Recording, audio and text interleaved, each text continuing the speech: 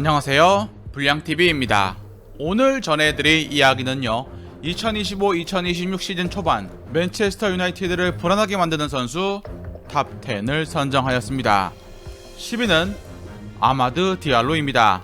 10위에 프레드릭슨이 오를 뻔했지만 20살의 이 맨유 유스 출신의 선수의 경험 부족으로 친다면 아마드는 리그컵 경기에서 태업에 가까울 정도로 불필요한 탐욕과 수비 방관이 문제였습니다. 윙백으로 나서 은배모와 공존을 해야 하는데 경기 내내 전술적으로 손발이 안 맞는 모습으로 맨유 팬들은 일부러 저러나 싶을 정도였습니다. 작년 아마드의 모습은 압박도 성실히 하고 많이 뛰는 스타일이었는데 한 시즌 만에 레포드 저점 찍을 때가 아마드에게서 재현된 것입니다. 지난 시즌 맨유 최악의 암흑기에서 팀 내 에이스급으로 잘해줬던 아마드가 재계약 후 올 시즌 맨유 팬들이 가장 우려하는 선수가 되었습니다.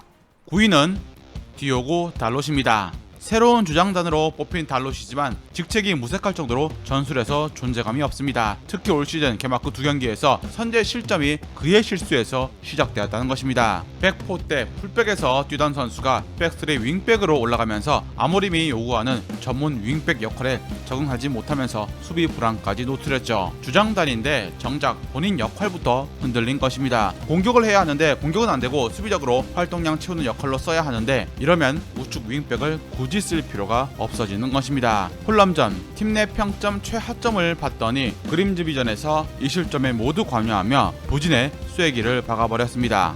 8위는 가르나초입니다. 첼시로의 이적이 코앞을 두고 있는 가르나초는 이미 아모린 감독과 충돌을 크게 일으켰습니다. 훈련에서부터 레시포드와 함께 팀에서 배제가 되었고 아모림도 가르나초의 이적을 허가했죠. 감독 아모림과 브라는 유로파리그 결승 때 절정에 달했고 이전 감독이던 테나우 때도 마찬가지로 브라설은 항상 가르나초를 따라다녔습니다. 선수로는 예상 가능한 패턴으로 인해서 축구 지능에 한계를 드러냈고 탐욕과 함께 판단력 문제 등 기대와 달리 성장세가 멈추었다는 평가가 뒤따랐습니다. 맨유 입장에선 골칫덩이로 전락한 가르나초를 처분해야만 했고 첼시의 엔소 페르난데스가 부주장이면서 아르헨티나 선배라 가르나초를 컨트롤하길 첼시 팬들은 기대하고 있습니다. 7위는 베냐민 세슈코입니다.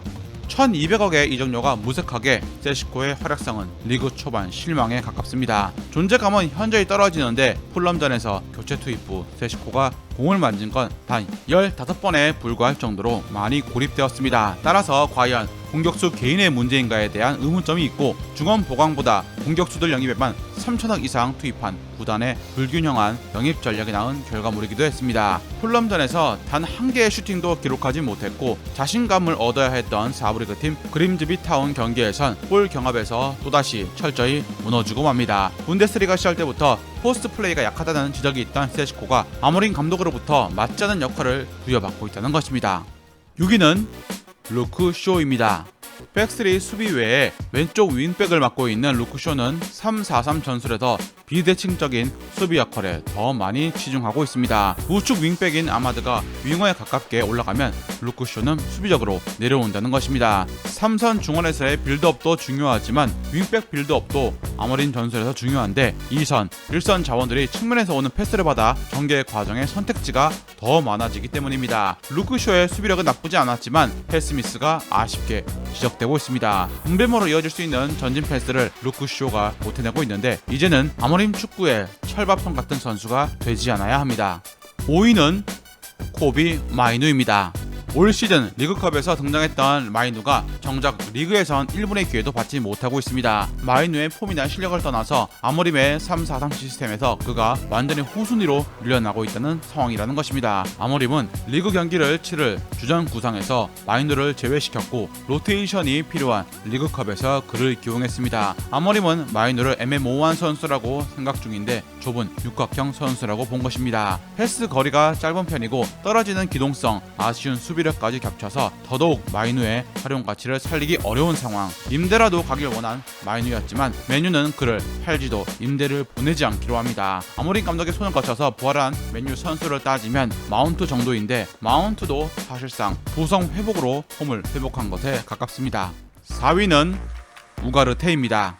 우가르테의 영입은 맨유의 중원 영입의 대표적인 실패 사례가 되어가고 있습니다. 볼을 예쁘게 차는 스타일도 아니고 빌드업에 능한 선수라기보다 수비력이 강점인 선수인데 아모린 전술에서 그는 자신의 능력 외의 임무를 받아 수비 라인을 보호해야 할 본업인 6번 롤을 해내지 못하는커녕 호러쇼를 펼치고 있죠. 즉 옆에서 보조해야 할 선수가 있어야 밸런스를 맞출 수가 있는데 우가르테가 빌드업을 하게 되면서 볼 줄기가 막히고 있습니다. 우가르테를 데려오기 위해서 맨유가 파리에게 지불한 돈은 무려 880억. 지금의 맨유에서의 우가르테는 기본적인 쇼패스조차 불안할 정도로 선수 자신감이 바닥을 치고 있는 실정입니다. 3위는 브루노 페르난데스입니다.